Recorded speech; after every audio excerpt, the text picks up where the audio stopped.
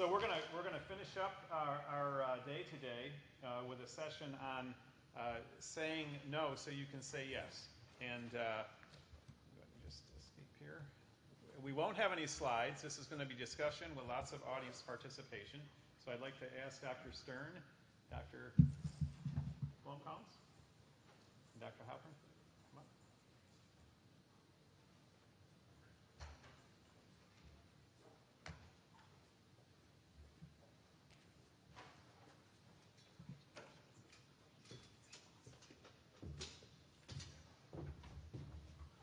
Is it over here?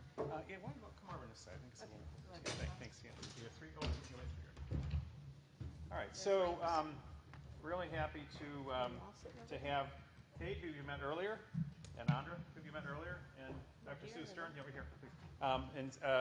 Sue is the inaugural chair at University of Washington in emergency medicine and the co-director of the CDP.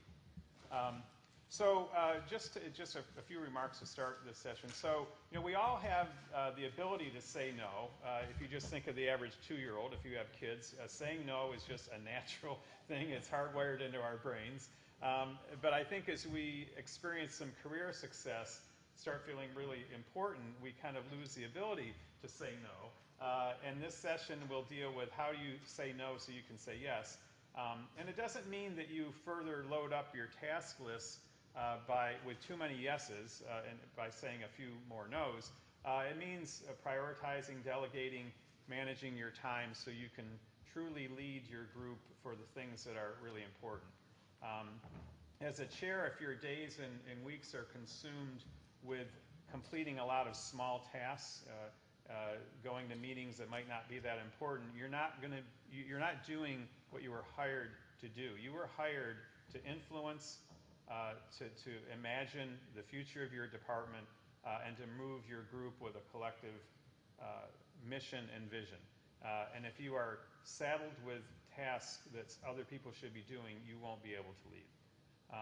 We have other sessions on time management and strategies for prioritizing your work, which you will have later in the year if you're part of the CDP. But we wanted to just give some real-life examples today and have an open discussion with you. So no slides now, just some talk. And we want to open this up to your questions because we think everyone has this issue if you're far enough along in your career. So I'm going to ask some questions to the panelists, and I'll give my quick answers to the questions, and then we'll ask each of them to say. So we want to first have you describe a situation as a leader where you said yes to an ask in which you wish you would have said no, and reflecting on it now, how could you have responded differently to get a good outcome for you and the asker? So very quickly, I'll just say, I was asked to be an editor for Rosen's textbook of emergency medicine. Big honor, right? So the first time when Ron Walls asked me, I said, sure, I'd love to do that, but it was at a time when I was way too busy already, but I agreed to be an editor, one of the 5 editors of the book, and with Ron and Bob Hochberger being the senior editors. And it was misery. I did it, but I reviewed many chapters and edited chapters and everything, and it was trying to find the time to do it. It was probably a couple hundred hours of work, and the next time I was asked, I said no. So I didn't do it the first time, and it was really hard to say no to not being an editor of Rosen's, but I actually didn't feel like I did a very good job the first time, and I think Ron and others may have actually felt that too. But so when I said no the second time, he said, that's fine, we'll get someone else. But I think, sometimes it takes, one time of reminding yourself why you should have said no. So that's my thing, is editor of Rosen's, no more. So, Kate, give us one. Okay, so I spoke with you a couple of hours ago about taking on interim roles. And just as a quick reminder, I was chair of emergency medicine and took on the interim role of chair of family and preventive medicine. That's not my regret. I'm actually very grateful that I had that opportunity, and I did it for 3 years. What I regret is what came immediately after that. I got out of that position in November, and I really had to work with the dean to force the dean to get somebody in that chair position in family medicine. And he started to talk to me immediately about moving into his kitchen cabinet as executive associate dean for faculty and administrative affairs. There's over 2,000 faculty at Emory. And I said, I really need some time.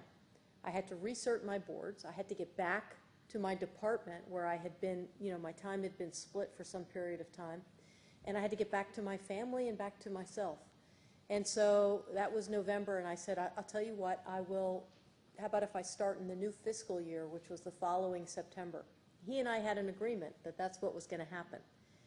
And then, really unbeknownst to me, there was a talk that was going on at the very, very highest levels of the institution about a merger. And so he was getting pulled in a million different directions. And he's really quite compelling, charismatic guy. And he kept talking to me about bringing me into the EAD role early. And finally, after, he sort of wore me down. So I was out of the family medicine gig for about 3 months, and he talked me into stepping into the dean's office, into this enormous role. And it was a bit heady and a fun ride for a bit, but my tank was empty. And I knew that I really needed some time to get my tank filled back up. My resilience was low, and so I stayed in the position for about 16 months, and then I actually tendered my resignation, which was a big surprise to a lot of people. But first of all, it's 2 huge jobs to do simultaneously, and frankly, I just didn't have the gas in my tank. So what I would say is, be very mindful of where you are in your life. It could be the greatest opportunity in the world, but it may just not be the right time. I don't regret that I did it. I just wish I had held out and said, not yet, not yet. Andra, got an example? Yeah, so I was a relatively junior faculty member, and then a relatively senior faculty member and supervisor asked me to go in with him for a business, actually, providing some CME material. And I thought about it, and I was thinking, gosh, I'm struggling. I was a new program director. I was trying to create a research career, a research name, and then also working clinically and, quite frankly, still developing my skills, because that goes on forever, and learning how to actually teach effectively. But I didn't feel like I could say no. I mean, yes, I didn't feel like I could say no. And so I didn't. I said, yes, thank you very much. I'm happy for the honor to do that. And I mean, in retrospect, it may have been a good experience, but it was completely time-consuming, and I mean, easily 40 hours a week, lots of travel, and I ended up feeling like I was a bad program director. I was working, I was a bad clinician, I was a bad educator, and it took an amazing toll. And then realizing, well, gosh, that when I was leaving that institution and finally got the guts to say, listen, I can't do this anymore, he was like, okay, I'll find somebody else, and did, like, by the end of the day. So to feel that, like, you're not the only person who can do that job. There are probably plenty of other people who can do that job. Some may even really want it. So don't feel as though you have to say yes because you think you're the only one. Sue? So this isn't quite as big a deal as your 2 jobs. Sorry, my life changing. Yeah. But so when I was at the University of Michigan, I had, sort of had done what I thought was part of my citizenship, since I did animal research, still do, and that I sat on the IACUC, the Institutional Animal Care and Use Committee, and sat on it for several years, and they sort of, they were in the midst of a transition from a paper system to a god-awful electronic system, and the IACUC chair was stepping down, and so I was asked to take on that position, and it's not really a terribly glamorous position or a fun position, but I felt like, I've been on the IACUC for a while. They really needed somebody at the time, and so I sort of felt like that was my citizenship, and that was what I needed to do. So I took that position on, and I can't say I regret it. I do think it was the right thing to say yes, but I can tell you that I ended up giving something else up for that in order to do that correctly and to do that well.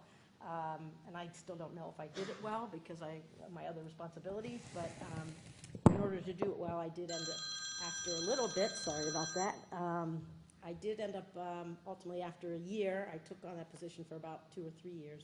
I ended up having to give some other things up that, were hard to give up, but nonetheless.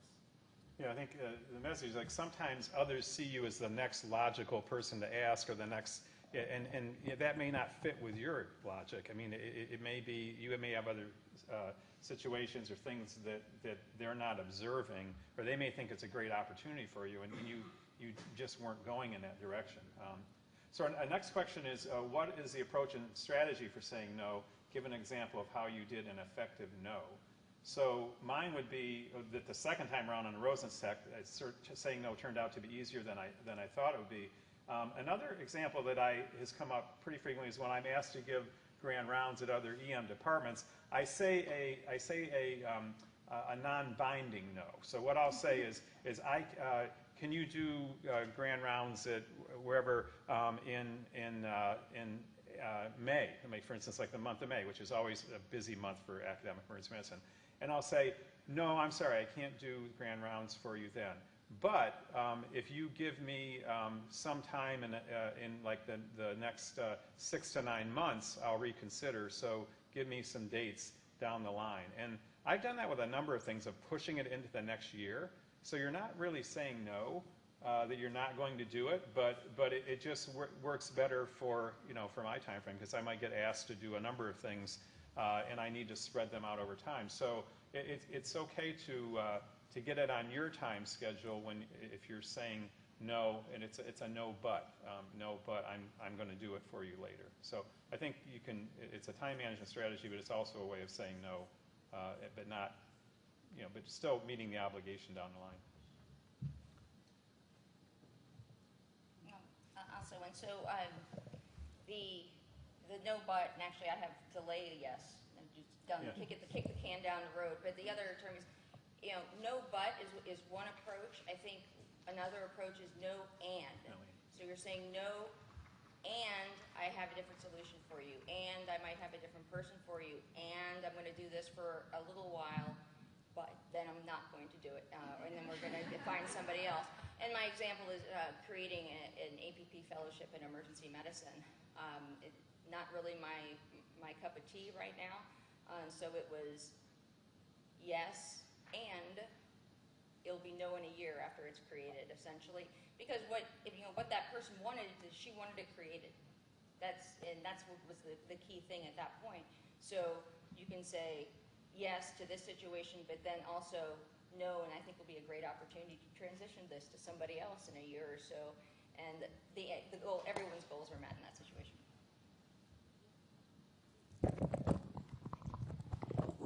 I actually looked at this question 2 different ways. I looked at it as if I'm managing up and a system leader. I'm, as a chair, I sort of feel like I'm middle management.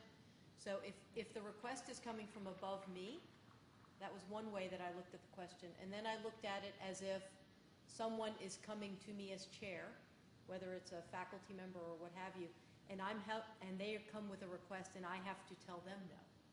Okay? So for the first one, managing up, I always tell people that I'm honored to be considered, and I am. I ask them what skill set they're looking for and why did they want me to be on it, and I can't do this, but wow, have I got a real powerhouse who I think could step right in and do this in just an absolutely wonderful way. And it's a great way to lift up your faculty, not necessarily always in your own department, but somebody else you've seen who's a real shining star. And I also tell the leader why I can't do it. Well, right now I'm focusing on the strategic plan or the system goals around ED flow or whatever it is. And, honestly, be genuine about it. With respect to the strategy to saying no to a direct report, I think, sometimes faculty, residents can come in with crazy things. And you just like, wow, of course I'm going to say no to that, is what you're thinking. But what needs to come out of your mouth is, well, tell me more about why you've asked that. Why is that request coming forward? And sometimes what you will uncover is perhaps they have a parent who's just been diagnosed with cancer and they've got to drive that person back and forth for chemo a couple of times a week. Or Perhaps there's some trouble spot at home or something else that's going on. So it's always good before you blurt no out to try to really, and once you say no, you're going to shut them down. So the best thing to do is to try to open up and really try to peel back the layers of the onion to figure out why the request is coming forward. And if you can't do it, you can't do it. And then I always try to say, I can't do that, but this is what I can do for you. And these are the resources that I can bring to bear that might help you through this. And so that was... Yeah. Sorry about this, guys. Okay. So, I mean, my strategy is no different than either of your three. I usually, whether it's coming from above or below, I always want to get the background for the request first. And where any other individual is on Can their... you just say no? Yeah, just say no. Give me that. She's going to say no for you. So, can you put on Gayatri? She's taking care of it. She's got it covered. I'm not going to read your texts either. So, I don't get any worthwhile texts. My life is pretty boring. So basically, I do the same thing. I try and get the background, whether it's coming from a direct report or from above, try to understand that person's priorities and the priority with regard to the mission vision of the institution or the person, et cetera. And from a department perspective, it goes back to something that I'm going to amplify from another. It goes back to another statement that Kate made in another forum today, and that is if somebody's coming within the department, I try and do what I'll amplify Brian as well. What Brian always says is look and see where the request fits into the mission and vision of the department and see if that's something that should or should not be prioritized. So again, it's sort of kicking the can down the road sometimes. It's figuring out the priority. Is this something, even though I may not think that I have the time or it's something that we should do, if it's a true, real priority for the institution or needs to be for our department, I'll sometimes try and figure out a way or say no in a way that is, how about in 6 months, et cetera. All right, so thanks. The next question is, as leaders, how did you learn to prioritize tasks and delegate those that can be done by others to make sure that you weren't just overwhelmed with tasks? So, and I'll let you guys go, and then I'll add if need be. So. I will say that in my early years as chair, I would go in every day with these, like a chicken, big, fluffy, yellow feathers, all puffed out. And by the end of the day, I would feel like every one of my feathers had been plucked. That's because I wasn't. Awful. Yeah. We were in a crisis time at Emory with one of our big hospitals, and there was a lot going on. But I would come home, and I'd come home to my family and to my little ones, and I would try to really get a good night's sleep and exercise a little bit, and I would wake up in the morning, and my feathers would have grown back. And that was really great. You can only do that for so long, though. And then I really began to focus on team development, used a coach, and really focused on growing my vice chair team, my executive team, and began to sort of spread the work around and also try to help us understand walking in another one's shoes. So it's one thing to be a chief of service in a hospital. It's another thing to be a program director. And sometimes those two missions can be at loggerheads. So if you get people to try to walk in the other's shoes, they begin to really respect and try to understand what it feels like to be an operations chief or a PD or working, an undergraduate medical education program. And so we focused a lot on the heterogeneity in terms of skill set of the senior leaders in the department, and that has been enormously strengthening. It's like a basket weave instead of just ropes like that. Where I think it comes down to is that at every stage of your life, you need a personal mission statement. and not just for what's going on at work, but also what's going on at home. And mission statements and vision statements and all that get a bad rap because most of them aren't any good. But to actually give some real thought as to why it matters. And I'm using a word from my executive coach. Why does it matter? And then choose those things that are within that sphere. And then surround yourself with people who are smarter and more capable and can take on some of these roles, and for them it will be potentially a good opportunity. I think surrounding yourself, and you mentioned that, surrounding yourself with a team of people who can go and tackle these things together and not necessarily feeling like everyone's plucking their feathers out. So I'll give a little bit of a different example, and that is when I started at the University of Washington, there wasn't a department or really a division there, and there weren't a whole lot of senior. There was no senior leadership. Everybody was pretty junior, and many of the people that were there, had never.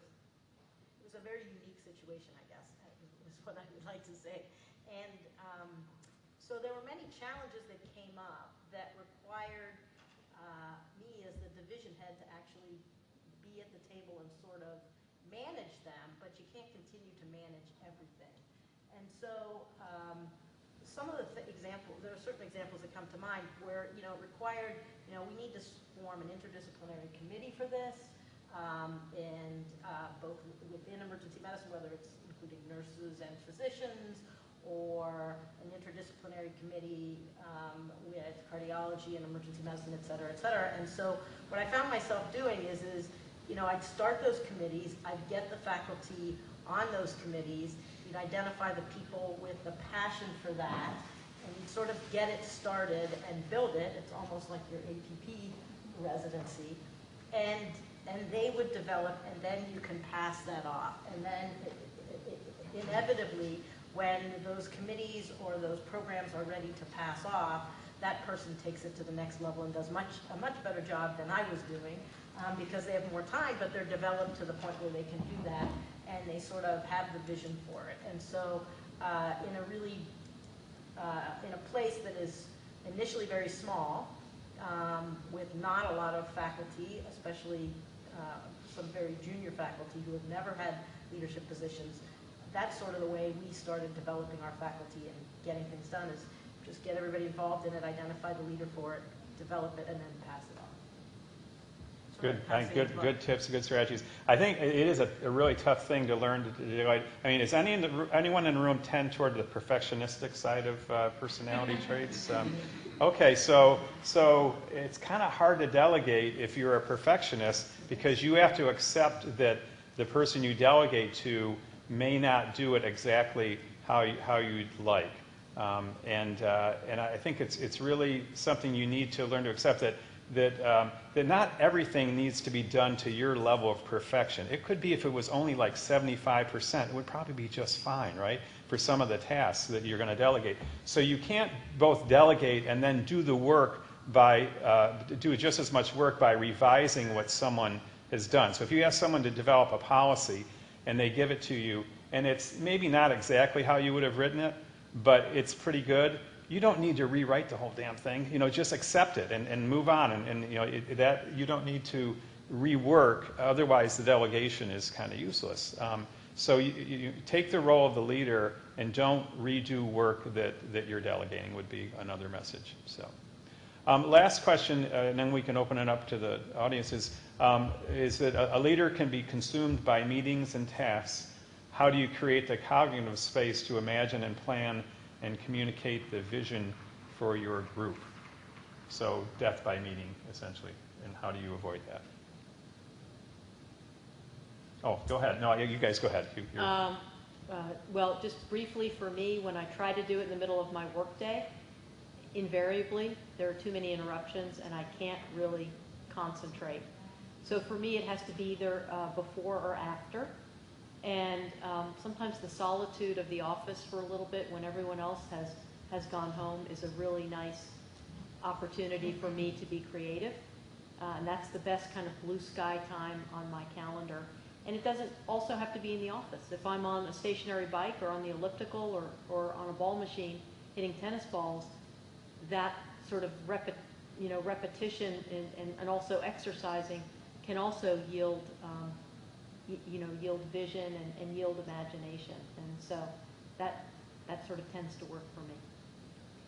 I think it's important to get out of that environment, that cycle, that meetings and interruptions and all those things, and really have something or some space. Now, whether that, I think working out is actually good. Some people, use the shower time.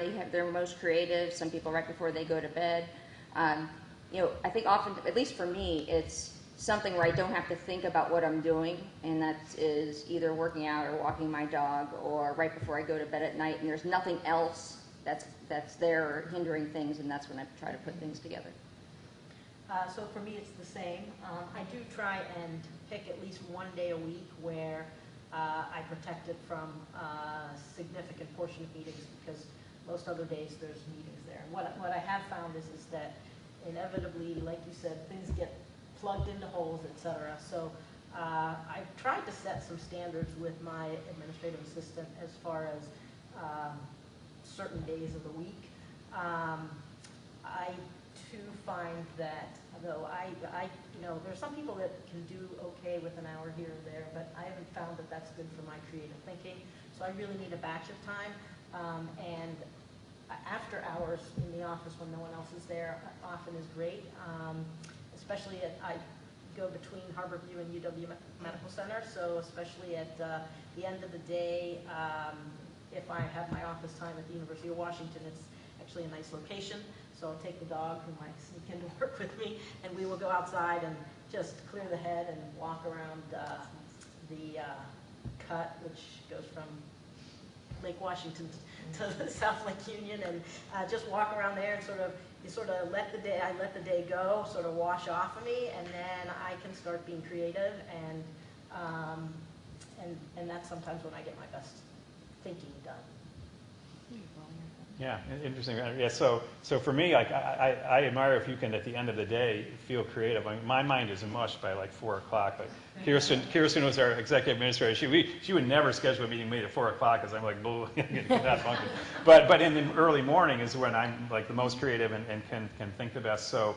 But I tried putting reflective time actually in my schedule, an hour here or there, and I would always violate it by emails or someone would walk in, and so I didn't find that helpful. But so I also try to create times. It's often a Saturday morning. Again, it's not adding stress because I'm working it in of like time that I want to spend 2 or 3 hours to just either write or do something that's more creative and more reflective. But I think it is challenging. We used our faculty retreat, I think, pretty well when I was at Brown, where I found that very energizing, and it was a whole day and we always oriented it toward kind of, high-level themes. We might have been, one was on creativity, and another one was on resilience. Another, and just I always found those days to be really invigorating for the whole group. So I think that's an approach to kind of both recharge yourself and to get your ideas in front of the group at least once a year in terms of retreat. So we're happy to we have a few minutes to take some comments, discussion. If any of you have particular examples of how you were able to say no and then allow yourselves to say yes to other things, or if you have other questions for the panelists, please take the time now. Yes? I have a question about delegating to people who aren't in your immediate leadership circle. Do you do that? I'm not in a position to delegate to a vice chair because that's my level. So, there are faculty that are working those 20 clinical hours and are looking for things to do. But I do have that issue where I worry about giving them too many responsibilities, then redoing the work. I'm just kind of curious about how often you delegate to people who are sort of part-time administrators or something like that, or doing it for a few hours a week.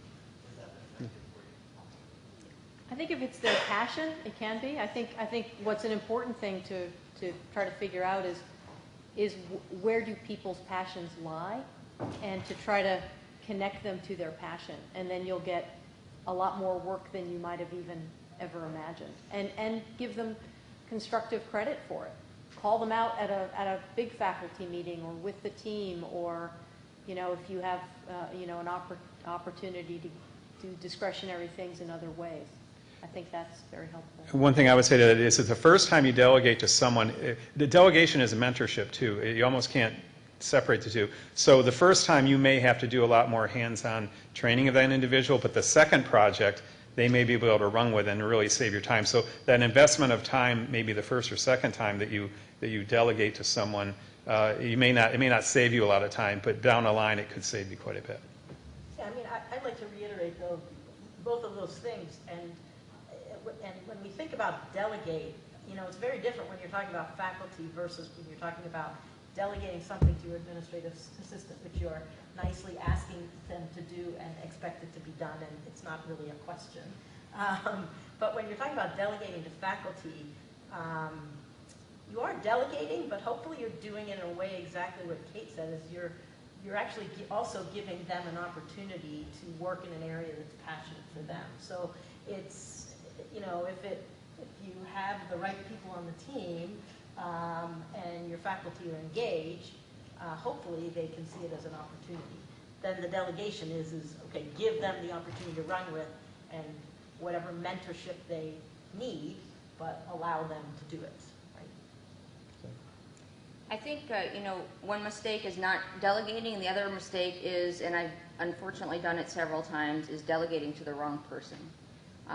Because I thought I knew what they wanted to do or what was good for them, and that's so incredibly awful and pejorative, but it's along that, understand what those people really want to do, what makes them tick, what they, you know, the types of things, not just the types of things they want to do, but things that you feel would help them realize whatever their goals are, and try to stick within those things and not try to just conjure up that this is a great opportunity for you and you're voluntold to do it. Now, it's, I think it's really important to understand what your faculty members want to do. And other comments, discussion? All right. Well, I think we're going to close for today. Thank you, panelists. I appreciate it. So I hope the day has been great.